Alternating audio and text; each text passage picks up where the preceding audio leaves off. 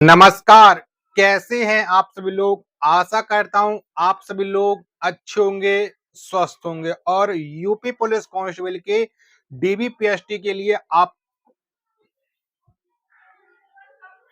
जय हिंद। कैसे हैं आप सभी लोग? आशा करता हूँ आप सभी लोग अच्छे होंगे, स्वस्थ होंगे और यूपी पुलिस कांस्टेबल 60,244 पदों का रिजल्ट आ चुका है और आपका नाम है वो डीबी की लिस्ट में आ चुका है। अब आपके मन में एक प्रश्न जरूर उठ रहा है कि हमारा डॉक्यूमेंट वेरिफिकेशन कैसे होता है। तो आज की इस वीडियो में आपको शुरू से लेकर के एंड तक फुल जानकारी देना है, क्योंकि आपको एक फॉर्म में जरूर भरना पड़ता है। उस फॉर्म को मैं आपको इस वीडियो के दौरान दिखा दूंगा और सेम टू सेम फॉर्म है आप है जहां पर भी आपका डॉक्यूमेंट वेरिफिकेशन होगा, जैसे पुलिस लाइन या किसी पीएससी बटालियन में आपका डॉक्यूमेंट वेरिफिकेशन होगा तो वहां पर आपको सेम टू सेम ऐसा ही भरना है। आपके नाम में कोई भी दिक्कत हो या कोई और भी दिक्कत हो, आपने निवास प्रमाण पत्र कब का लगा दिया, ईडब्ल्यूएस प्रमाण पत्र कब का लगा दिया, तो ऐसे बहुत सारे प्रश्न आपके मन में उठ रहे होंगे।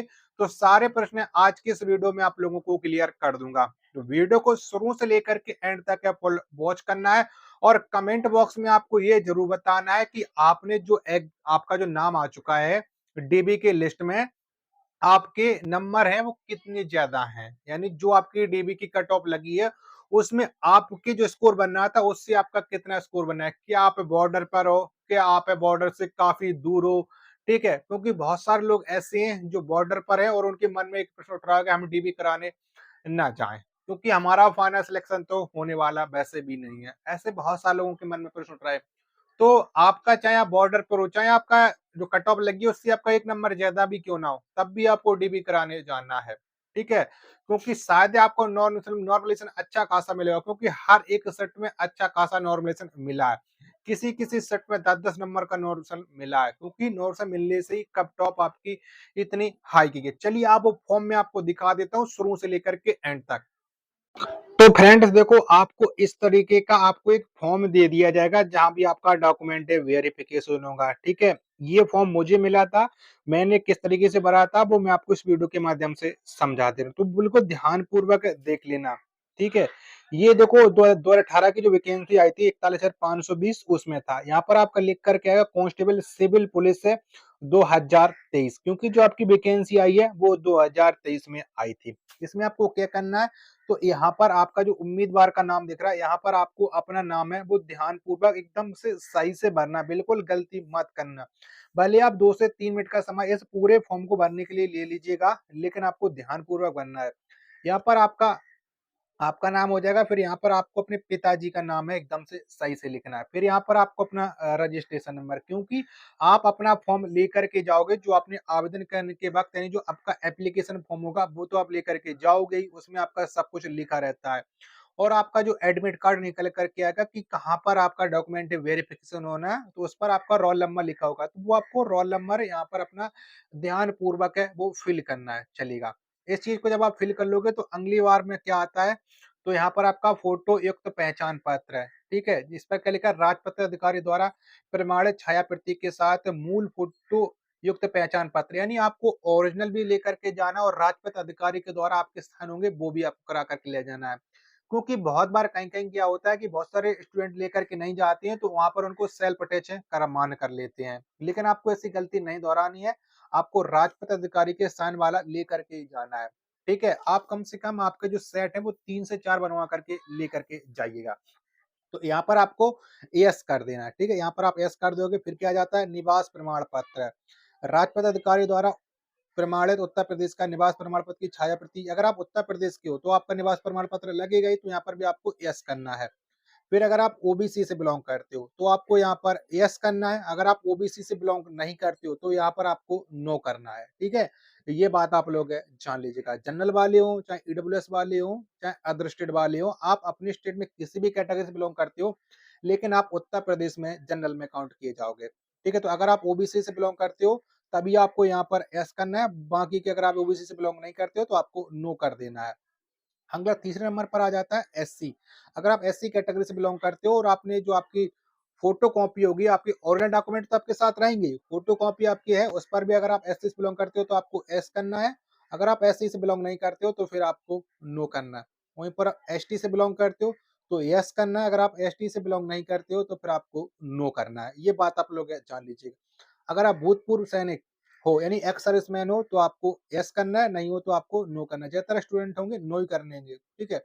अगर आप फ्रीडम फाइटर हो यानी आपके घर में कोई फ्रीडम फाइटर रहा है और आपके पास सर्टिफिकेट है फ्रीडम फाइटर का, तो आपको फ्रीडम फाइटर का ओरिजिनल सर्टिफिकेट लेकर के जाना है और उस पर आपको राजपद अधिकारी के द्वारा प्रमाण पत्र करा करके लेकर के जाना है। तो जो आपको निर्धारित प्रारूप दिया गया था आपका जो आपका नोटिफिकेशन है तो उसके अनुसार अगर आप यस हो तो यस करना है, बाकी की आपको यहाँ पर नो कर देना। उत्तर प्रदेश राज्य सरकार कर्मचारी यानी आप उत्तर प्रदेश में किसी विभाग में कार्यरत हो, ठीक है? और आप यूपी पुलिस ज्वाइन करना चाहते हो तो वहाँ पर आपको सर्टिफिकेट होगा यानी आपने एनओसी ले रखी होगी, ठीक है? तो वो लेकर के जाना। अगर आप नहीं हो तो फिर आपको यहाँ पर नो कर दीजिएगा।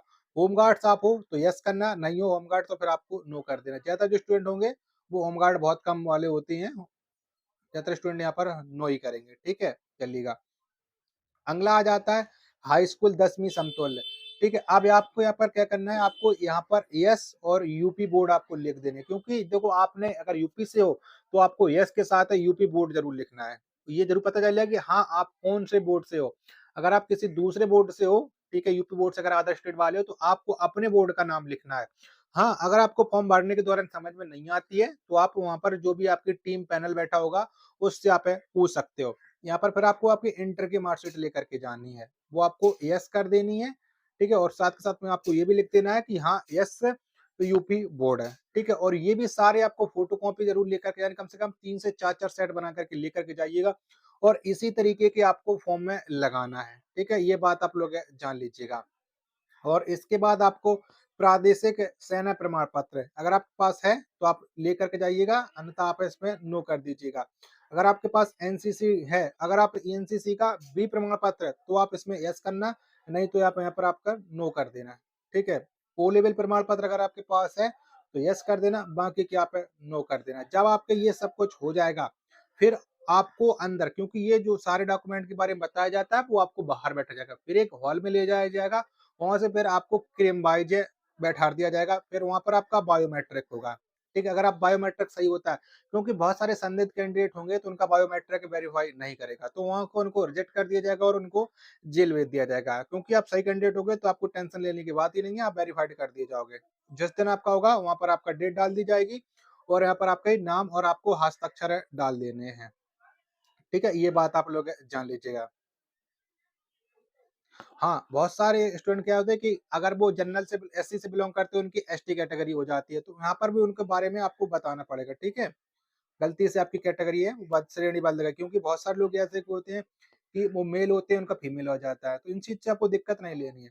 फिर इसके बाद जब आपका सारा डॉक्यूमेंट वेरिफिकेशन चेक हो जाएगा, तो उसी दिन आपकी हाइट मापी जाएगी, वहाँ पर आपका हाइट लिख लिया जाएगा और लड़की होंगी उनको वेट लिख लिया जाएगा, ठीक है? और आपका चेस्ट लिख लिया जाएगा, ठीक है? यहाँ पर आपका डेट और यहाँ पर आपके साइन करा लिए जाएँगे, ठीक है? आपको बिना पूछे साइन नहीं करनी है, ये बात आप लोग जान लीजिएगा, नहीं तो आप बहुत तो होशियार बन जाओ, पहले से साइन करने लगो। इस चीज़ से आपको बिल्कुल भी नहीं कर दोहराना है, ठीक है?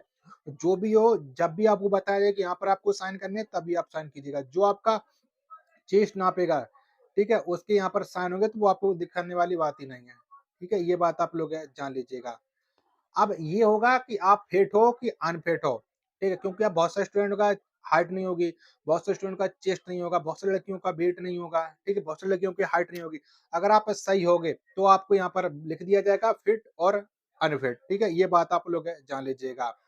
और यहाँ पर आपको सिग्नेचर और पैनल मेंबर्स यहाँ पर जो टीम होगी, जिस जिस दिन आपका डॉक्यूमेंट वेरिफिकेशन होगा, उस डॉक्यूमेंट वेरिफिकेशन के दौरान जितने सदस्य लोग नामित किए जाएंगे उनका यहाँ पर सब कुछ विवरण भरा रहेगा, उससे आपको कुछ नहीं करना है। तो ये बात आप लोग जान लीजिएगा। इसके अलावा आपके पास अगर आप ग्रेजुएशन कर रखे हो तो आपको ग्रेजुएशन का प्रमाण पत्र जरूर लेकर के जाना है। अगर आपके कोई भी डॉक्यूमेंट में दिक्कत है तो आप एफिडेविट लेकर के जाओगे, वो एफिडेविट आपको अंत में लगाना है। ये बात आप लोग जान लीजिएगा और आप अपना चरण प्रमाण पत्र जरूर बनवा करके अभी से रख लीजिएगा, एक स्कूल से और एक आप अपने ग्राम प्रधान से, ठीक है? ये बात आप लोग जान लीजिएगा। चलेगा, तो आपको जो मैंने फॉर्म दिखाया और इसमें आप लोग स्पष्ट रूप से समझ चुके होंगे और इसी तरीके से फॉर्म आपको भरना पड़ेगा, ठीक है? और जैसे-जैसे मैंने आपको बताया इसी तरीके से आप अपने डॉक्यूमेंट लगा करके रख लीजिएगा और बहुत सारे लोगों के मन में एक प्रश्न ये चल रहा था कि हम जो आपके राजपत्र अधिकारी हैं या गजेस्टेड ऑफिसर है उनके साइने कहाँ पर करवाएं। देखो आप एक बात जान लीजिएगा, आपको किसी भी ओरिजिनल डॉक्यूमेंट पर राजपत्र अधिकारी के साइन बिल्कुल भी नहीं कराना है। जितने भी साइन होंगे सारे आपके फोटोकॉपी पर हो जाने चाहिए, ठीक है।